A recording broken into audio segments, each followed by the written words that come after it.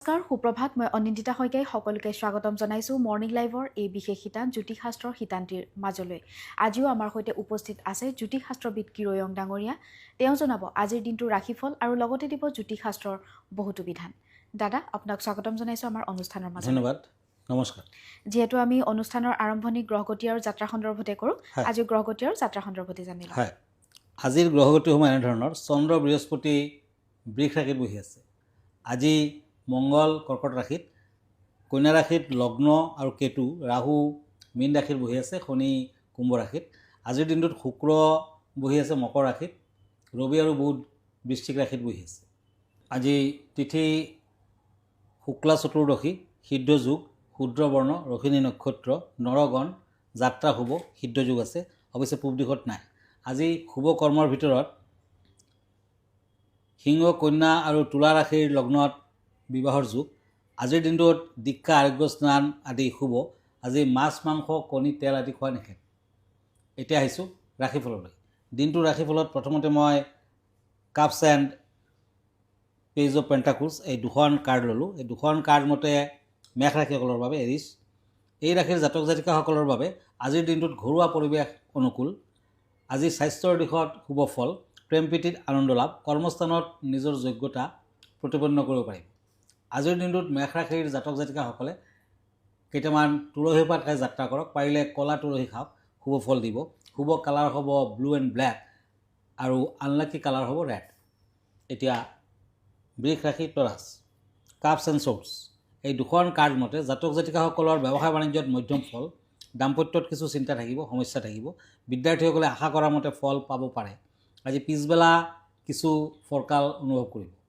দিনটোৰ শুভ কালাৰ হ'ব yellow, unlucky colour হ'ব ব্লু। এতিয়া মিথুন ৰাশি, জেমিনি, পেণ্টাকলছ এণ্ড কাপছ এই দুখন কাৰ্ড মতে এই ৰাশিৰ জাতক জাতিকাসকলে কৰ্মস্থানত নিজৰ যোগ্যতা প্ৰতিপন্ন কৰিব পাৰিব। আৰ্থিক দিশত আয় বৃদ্ধি, প্ৰেম প্ৰীতিৰ ক্ষেত্ৰত আন্তৰিকতা বৃদ্ধি আৰু বিদ্যাত শুভ ফল। দিনটোত যিমান পাৰে দান ধ্যান কৰক, শুভ হ'ব। হোৱাইট কালাৰ লাকি, অৰেঞ্জ কালাৰ আনলাকি।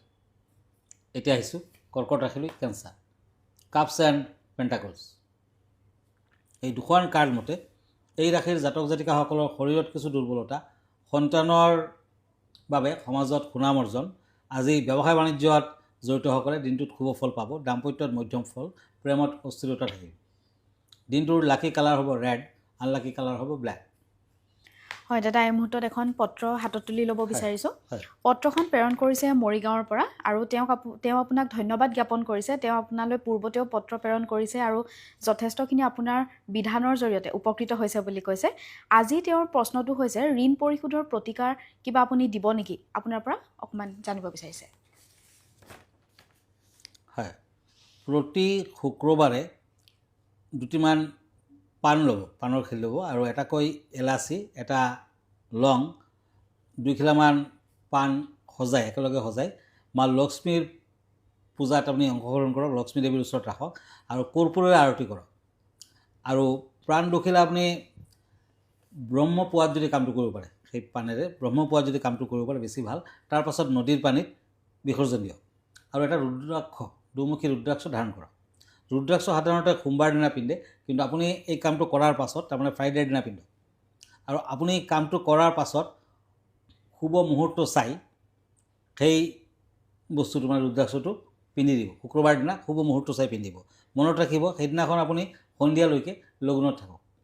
গতিকে এই কামটো যদি কৰিব পাৰে তেতিয়া ঋণ ধাৰ পৰিশোধৰ ক্ষেত্ৰত কিন্তু অতি সোনকালে আপুনি ফল লাভ কৰিব পাৰে। হয়, নিশ্চয়কৈ তেওঁ আপোনাৰ বিধানৰ জৰিয়তে উপকৃত হ'ব। আমি পৰৱৰ্তী ৰাশিফলৰ মাজলৈ আগবাঢ়োঁ। হয়, এতিয়া লৈছোঁ দুখন কাৰ্ড, কাপছ এণ্ড কাপছ, সিংহ ৰাশি, লিঅ'। এই ৰাশিৰ জাতক জাতিকাসকলৰ পুৱাৰ ভাগত মনটো উদ্বেগ অশান্তি যেন দেখা যায়। পৰাপক্ষত স্পষ্টভাষী হ'বলৈ যত্ন কৰক। প্ৰেমত শুভ ফল, বিদ্যাৰ্থীসকলৰ ব্যস্ততা বৃদ্ধি, ভ্ৰমণত শুভ। Lucky colour blue, unlucky colour white. এতিয়া আহক ওৱান্স এণ্ড কাপছ এই দুখন কাৰ্ড কন্যা ৰাশিসকলৰ বাবে। আজি কোনো কথাত মন বিক্ষিপ্ত হ'ব, প্ৰেমৰ দিশত বাধা থাকিব, বিদ্যা চিন্তা থাকিব। ঘৰুৱা দিশত শুভ যোগ দেখা যায়। কৰ্মস্থানত যোগ্যতা প্ৰতিপন্ন কৰিব পাৰিব, সন্মান পাব। কন্যা ৰাশিৰ জাতক জাতিকাসকলে দেৱী মন্দিৰ দৰ্শন কৰক, গ্ৰীণ কালাৰ ইউজ কৰক, আনলাকি কালাৰ হ'ব ৰেড। এতিয়া তুলা ৰাশি, লিব্ৰা, পেণ্টাকলছ এণ্ড শ্বৰ্টছ এই দুখন কাৰ্ড মতে আজি ঘৰুৱা সমস্যাৰ বাবে মন চঞ্চল থাকিব, বেয়া হ'ব পাৰে। কোনো কাৰণত মনলৈ দুশ্চিন্তা নানিব। দাম্পত্যত শুভ ফল। প্ৰেমত কিছু সমস্যা আছে। স্বাস্থ্যৰ ক্ষেত্ৰত চিন্তা থাকিব। আজি তামৰ আঙুঠি পিন্ধক, ৰিং ফিংগাৰত পিন্ধক, শুভ ফল দিব। য়েলো কালাৰ, ব্ৰাউন কালাৰ আদি শুভ। হোৱাইট কালাৰ নালাগে। এতিয়া আহিছোঁ বৃশ্চিক ৰাশিলৈ, Scorpio', cups and knight of ওৱান্স। এই দুখন কাৰ্ড মতে এই ৰাশিৰ জাতক জাতিকাসকলে আৰ্থিক দিশত বাধা নাপায়। বিদ্যাৰ্থীসকলৰ কিছু সমস্যা থাকিব। বিদ্যা যত্নৰ প্ৰয়োজন। শৰীৰত অশান্তি, প্ৰেমত আনন্দ লাভ। আজি লোহাৰ আঙুঠি আৰু তামৰ আঙুঠি একেলগে মধ্যমাত পিন্ধক, ভাল হ'ব। গেৰুৱা বৰণটো শুভ, ব্লেক কালাৰটো অশুভ। হয় দাদা, আজি বিষয় কেনেধৰণৰ আছে? হয়, আজিৰ বিষয় হৈছে মাৰ্গশীৰ্ষ পূৰ্ণিমা। আজি এনেধৰণৰ পূৰ্ণিমাৰ আৰম্ভণি হ'ব, আপুনি সকলো দিশতে উপকৃত হ'ব। গতিকে আজি মাৰ্গশীৰ্ষ পূৰ্ণিমা। মাৰ্গশীৰ্ষ পূৰ্ণিমা মাৰ্গশীৰ্ষ পূৰ্ণিমাত সত্যনাৰায়ণ, লক্ষ্মীৰ পূজা কৰা হয়।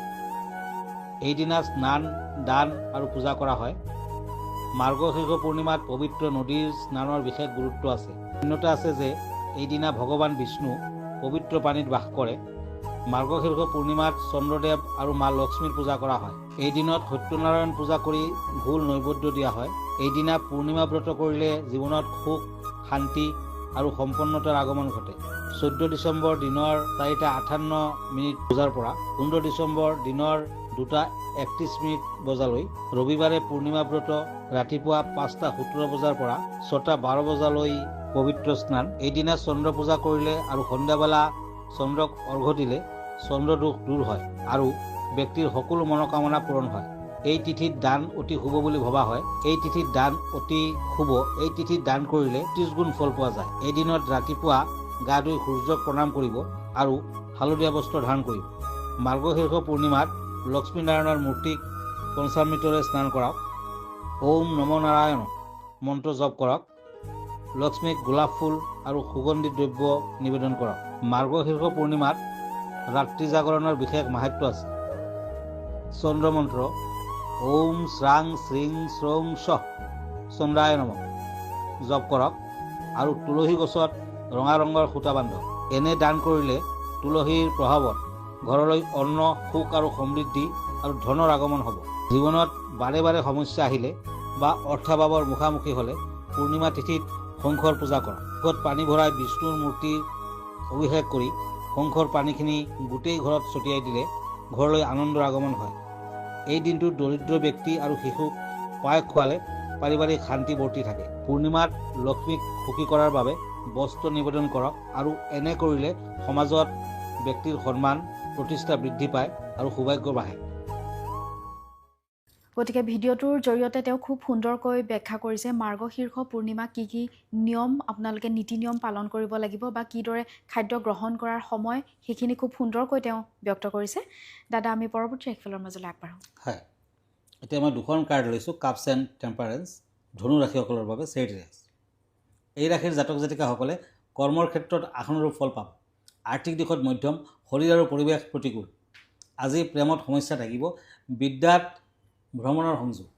আজিৰ দিনটোত ধনুৰাশিৰ জাতক জাতিকাসকলে মনসা দেৱীৰ মন্দিৰত আপুনি দান দক্ষিণা দি আগবঢ়াওক, মন্দিৰ দৰ্শন কৰক, মন্দিৰ প্ৰদক্ষিণ কৰক, আৰতি প্ৰদক্ষিণ কৰক, ভাল হ'ব। শুভ কালাৰ হ'ব গোলাপীয়া, অশুভ কালাৰ হ'ব ব্লু, নীলা। এতিয়া মকৰ ৰাশি, কেপ্ৰিকৰ্ণ, পেণ্টাকুলছ এণ্ড শ্বৰ্টছ। এই দুখন কাৰ্ড মতে বিদ্যান যত্নৱান হোৱাৰ প্ৰয়োজন। স্বাস্থ্য প্ৰায় ঠিকঠাকে থাকিব। ব্যৱসায় বাণিজ্যত মধ্যম উন্নতি। অযথা কথা কৰ্মত চিন্তা নকৰিব আৰু কৰ্মত অশান্তি নকৰিব। আজি ব্যৱসায় বাণিজ্যত আয় বৃদ্ধি। সময় নষ্ট নকৰাই ভাল। আজি দুখীয়া লোকক টকা পইচা দি দান কৰক, ভাল হ'ব। ৰেড কালাৰ লাকি, ব্লেক কালাৰ নালাগে। এতিয়া আহিছোঁ দ্য চেৰিয়ট এণ্ড কাপছ, কুম্ভ ৰাশি, একুৰিয়াছ। এই দুখন কাৰ্ড মতে আজি এই ৰাশিৰ জাতক জাতিকাসকলে বিভিন্ন কামত বাধাৰ সন্মুখীন হ'ব। আৰ্থিক দিশত বৰ ভাল নহয়। আজিৰ দিনটোত বিদ্যাত যত্ন লোৱা আৱশ্যক। প্ৰেমত মতানৈক্য থাকিব। ভ্ৰমণত শুভ ফল। আজি কুম্ভ ৰাশিৰ জাতক জাতিকাসকলে শনি মন্দিৰত ব্লেক কালাৰৰ কাপোৰ কানি দান কৰক, দক্ষিণা দান কৰক, শুভ হ'ব। Lucky colour yellow and black, unlucky colour বেঙুনীয়া। এতিয়া মীন ৰাশি, page of swords and cups. এই দুখন কাৰ্ড মতে আৰ্থিক দিশত প্ৰায় অনুকূল, যদিও খৰচা পাতি কিছু বেছি হ'ব। প্ৰেমত সাৱধান হওক। দৈহিক দিশত বেদনা থাকিব মনত আৰু দেখাৰ ফালে দিওঁ। আজি স্বাস্থ্যৰ যত্ন ল'লে ভাল হ'ব। তামৰ আঙুঠি পিন্ধক, শুভ হ'ব। ব্লু কালাৰ লাকি, অৰেঞ্জ কালাৰ নাই। হয় দাদা, ধন্যবাদ জ্ঞাপন কৰিছোঁ যিহেতু আমি অনুষ্ঠানটি সামৰিব লাগিব আৰু দৰ্শকসকলক ইয়াৰ জৰিয়তে জনাই দিব বিচাৰিছোঁ আপোনালোকেও যদি কিবা সমস্যাৰ সন্মুখীন হৈছে, যদি কিৰয়ং ডাঙৰীয়াৰ সৈতে যোগাযোগ কৰিব বিচাৰিছে তেখেতলৈ পত্ৰ প্ৰেৰণ কৰিব পাৰে নাইবা গুৱাহাটী মহানগৰীত পল্টন বজাৰত থকা তেখেতৰ চেম্বাৰলৈ আহিব পাৰে। দাদা, আপোনাৰ ঠিকনাটো এবাৰ জনাই দিব। হয়, আমাৰ ঠিকনা astrologer Kirayang, Ratnakuber gems and jewellery, Manipuri Basti, Guwahati 7। Phone নম্বৰটো হ'ল 9085949309। এইটো ঠিকনাত আপুনি আগতীয়াকৈ টেলিফোন কৰাকৈ এপইণ্টমেণ্ট ল'ব লাগিব আৰু আহিব পাৰে। আৰু যদি প্ৰাগ নিউজত সদায় মই আহোঁ, গতিকে আপোনাৰ চিঠি পত্ৰ আদি এই ঠিকনাটো দিব পাৰে। আৰু ইয়াৰ বাহিৰাও এভৰি ছানডে ৰাতি 10টামানৰ পৰা মই লাইভত আহোঁ, গতিকে আপুনি পোনপটীয়াকৈ আপোনাৰ কুৱেশ্যনখিনি কৰিব পাৰে। লগতে আপুনি মোক কিৰয়াং ৰত্নকুবেৰ ফেচবুকত পাব, ইনষ্টাগ্ৰামত পাব, ইউটিউবতো লগ পাব। ধন্যবাদ, নমস্কাৰ।